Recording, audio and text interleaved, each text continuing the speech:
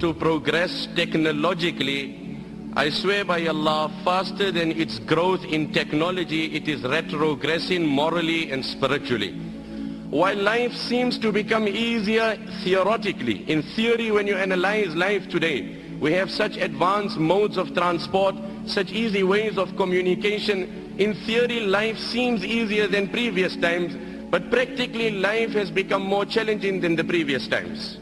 Tension, depression and frustration has, wallah, become the order of the day. Happiness, joy and prosperity is something of the past. The very fears that haunt the mind of every individual, that are ever lurking. I must never become poor. I must never be diagnosed of cancer.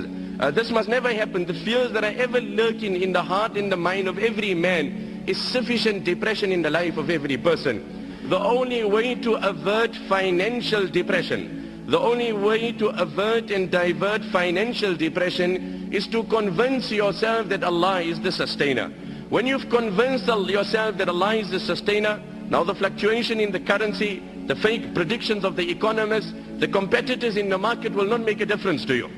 So this is the modern day poverty. That in the midst of affluence there is no joy. In the midst of comfort and luxury there is absolutely no joy.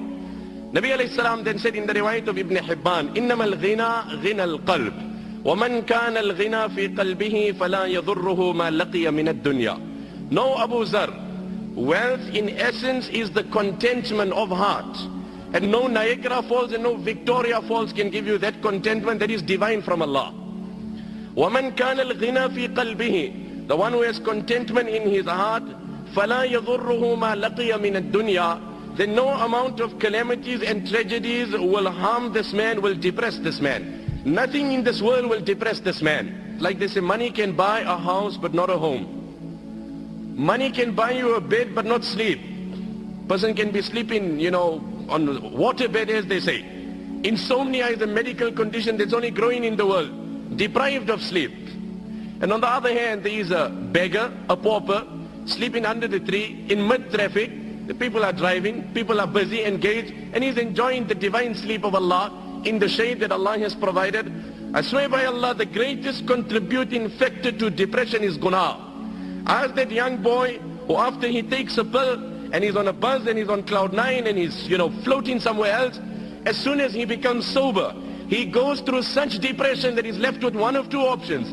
Either he commits suicide or takes a pill again. There's no other choice in the life of that young boy. This is nothing. These antidepressant tablets, that is escapism. You are hiding the reality.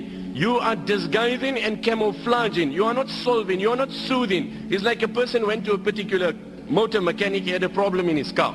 He says, you know what, as I'm driving, there's this very strange and peculiar sound coming out, and I can't trace the problem. So the motor mechanic had a look at the car, but he couldn't trace the problem. He says, you know what, I can't really find anything, but I got a way out. I can solve the problem for you. If it really bothers you while driving, just put your radio a bit louder. If the noise bothers you, just put your radio, and I promise you your problem will be solved without any money. I swear by Allah, that is antidepressant tablets. You have solved no problem. You have only camouflaged it, you've disguised it. The problem remains. Become sober and it's worse than what it was. Like they say, having Allah on your side does not mean sailing on the ocean with no waves. It doesn't mean that. But having Allah on your side means sailing in such a ship which no storm can sink. That is what it means. It doesn't mean you will not have storms. You will have storms, you will have waves. But when you have Allah on your side, no storm will sink that ship. It is contentment. Grab onto it. I swear by Allah, if you have it, you're a king without a throne also. What did the Nabi of Allah say? وَمَنْ كَانَ الْغِنَى فِي قَلْبِهِ. He who has contentment in his heart, فَلَا يَضُرُّهُ مَا لَقِيَ مِنَ الدُّنْيَا. No calamities of this world will depress him. It does not mean when a man has contentment, calamities will not come. No, Allah will give him the strength to react differently. He will not get emotional by situations. Allah gives you the ability to focus on the reward promised in that challenge in Akhirah. My brother, you have tasted the fake pleasure. You've seen how it has deceived you. I call you in this gathering and I invite you and I implore you. I introduce you to divine pleasure. I introduce you to spiritual pleasure. Wallah, there is such pleasure in salah. A time may Allah favor you with it, one and all.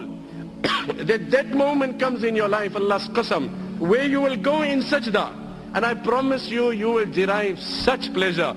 Allah's qasam, in His control is my life. You won't able to lift your head up.